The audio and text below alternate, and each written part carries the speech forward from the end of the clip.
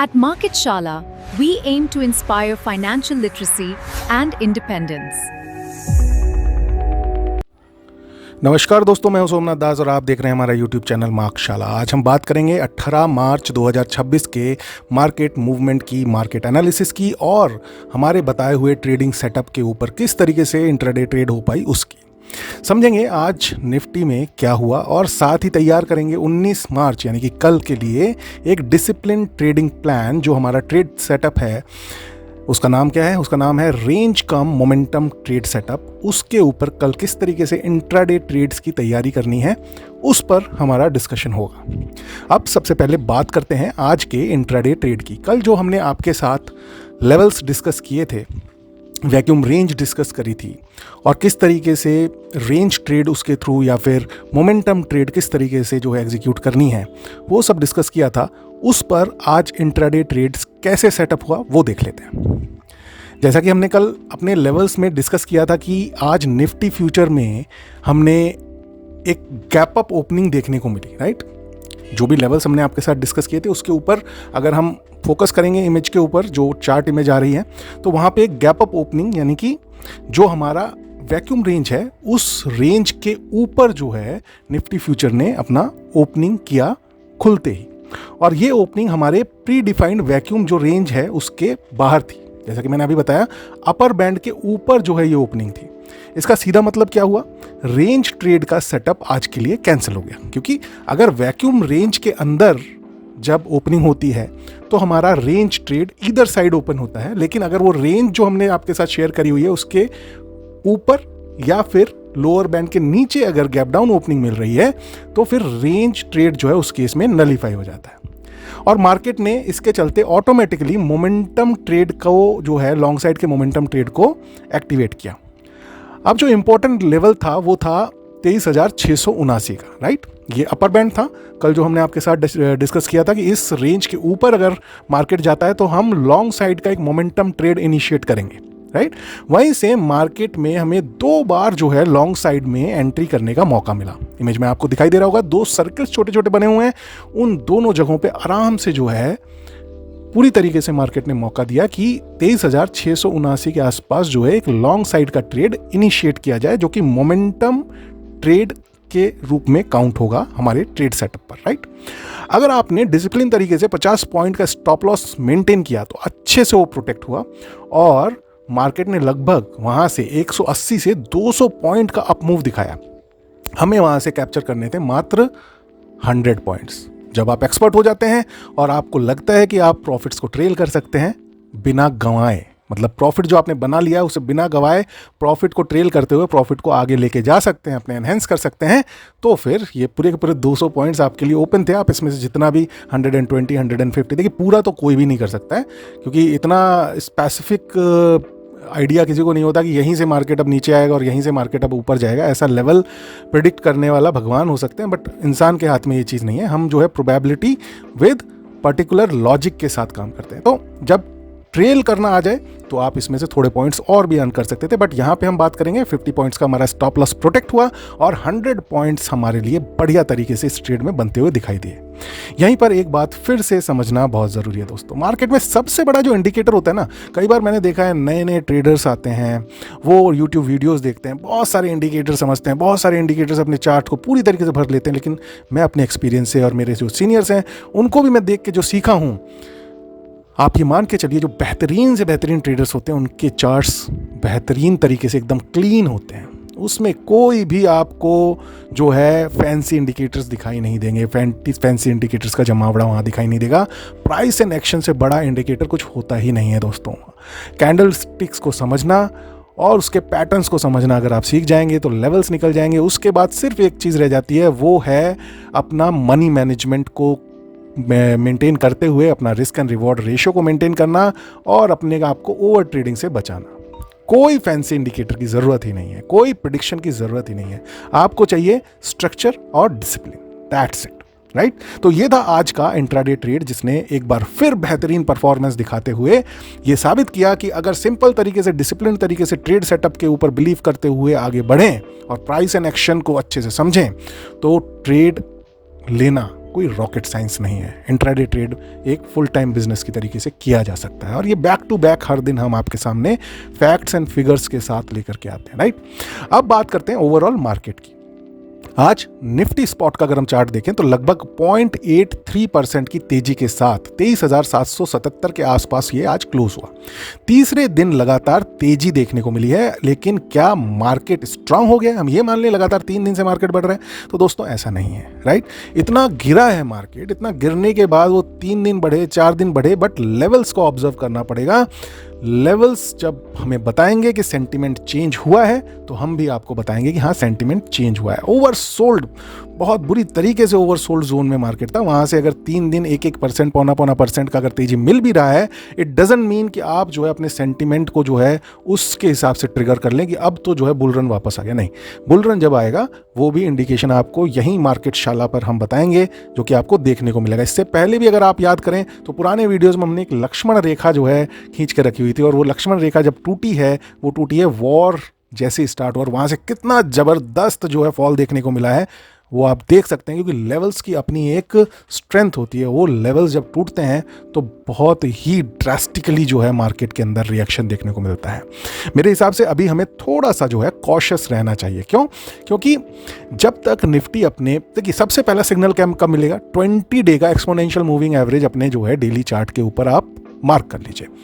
उसके ऊपर सबसे पहला सिग्नल तब मिलेगा जब उसके ऊपर पहली बार निफ्टी स्पॉट क्लोज देने में सफल हो जाता है डेली बेसिस पे, राइट। सबसे पहला हर्डल वो है।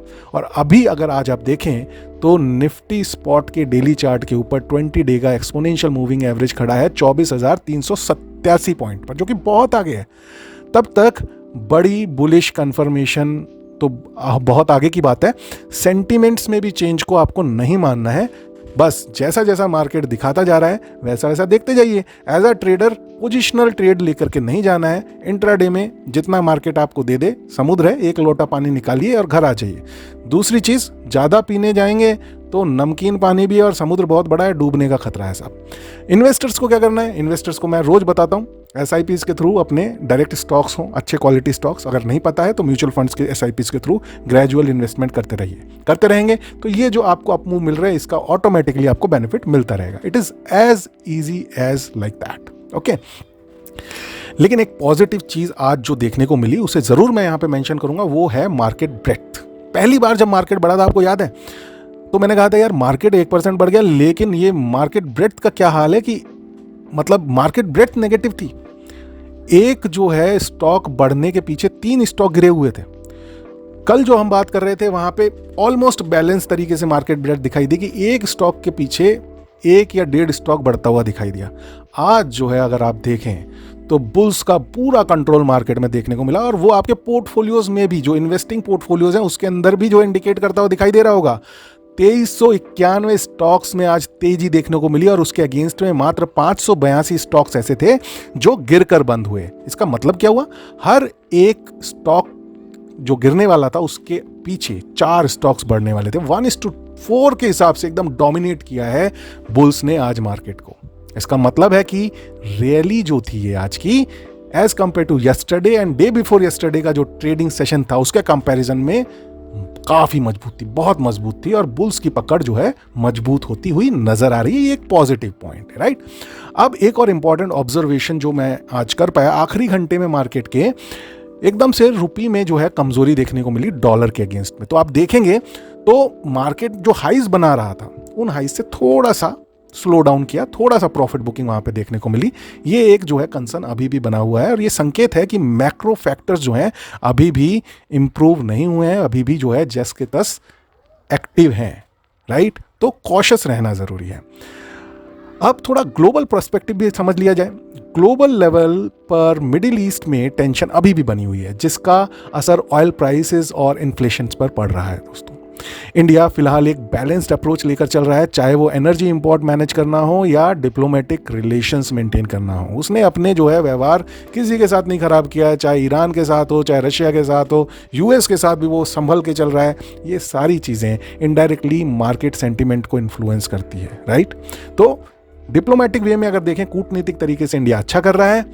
अब बात करते हैं सबसे इंपॉर्टेंट पार्ट की, जिसके लिए हम और आप जो है रोज एक दूसरे से मुखातिब होते हैं, और वो है ट्रेडिंग फ्रेटर्निटी को मजबूत करना, प्रॉपर लर्निंग दे करके, जो भी भ्रांतियां फैली हुई हैं ट्रेडिंग को लेकर के उन चीज़ों को ख़त्म करना। दिन में जो है करोड़पति बन जा रहे हैं लोग बाग, या कि एक महीने में पैसे को डबल कर ले रहे हैं, ऐसा कुछ भी नहीं है दोस्तों। हर बिजनेस की तरह ट्रेडिंग भी एक बिजनेस है, इसकी भी एक सर्टेन जो है रेवेन्यू जनरेट हो सकती है अगर डिसिप्लिन और सीख करके वो करी जाए, डिसिप्लिन तरीके से और सीख करके वो करी जाए। लेकिन कोई ये कहे कि नहीं मैं आंख बंद करके सुबह आऊँगा 9:15 बजे जो है एक बटन दबाऊंगा, चाहे वो बाई का होगा या सेल का होगा, और वहाँ से जो पैसे बना के ले जाऊँगा, तो दोस्तों ये इतना आसान नहीं है। किसी मोहल्ले में अगर 10 दुकानें होती हैं तो वहाँ भी कॉम्पिटिशन होता है, और ये तो बॉस ट्रेडिंग मार्केट में जहाँ पे कि आपकी मार्केट हो या यूएस की मार्केट हो, पूरा वर्ल्ड जो है ट्रेड कर रहा है, तो वहाँ पे आपको कुछ डिसिप्लिन फॉलो करना पड़ेगा, कुछ रूल्स फॉलो करने पड़ेंगे, यूनिकनेस अपने पैटर्न्स पे, अपने सेटअप पे लानी पड़ेगी, और जो है अपने आप को उस तरीके से काम करते हुए आगे बढ़ाना पड़ेगा जिस तरीके से ये फ्रेटर्निटी काम करती है। अगर आप एकदम एंटी होकर के आंख बंद करके काम करेंगे तो पक्की बात है कि आपका पैसा डूबना ही डूबना है, क्योंकि वो फिर बिजनेस नहीं है ना, वो फिर सट्टा हो गया, स्पेकुलेशन हो गई, राइट। आप कोई भी शॉप खोल के बैठते हैं तो सट्टा या स्पेकुलेशन करते हैं क्या वहाँ बैठ के? नहीं करते ना, वहाँ पे देखते हैं ना माहौल, अपना जो एरिया जहाँ पे आपने शॉप खोला है उस हिसाब से भाव को रखते हैं, राइट, और एक सर्टन मार्जिन में अपने काम को आगे बढ़ाते हैं। ऐसा तो नहीं कि 100 की चीज़ ला करके 200 में बेच देते हैं, अगर बेच भी देते होंगे तो एक दिन का धोखा होगा, रेगुलर बिजनेस वो नहीं हो सकता। तो चलिए अब बात करते हैं, ये काफ़ी ज्ञान हो गया, ट्रेडिंग को लेकर के जो भ्रांतियां हैं उसको दूर करना इसी तरीके की बातों से जो है कई बार ज़रूरी हो जाता है।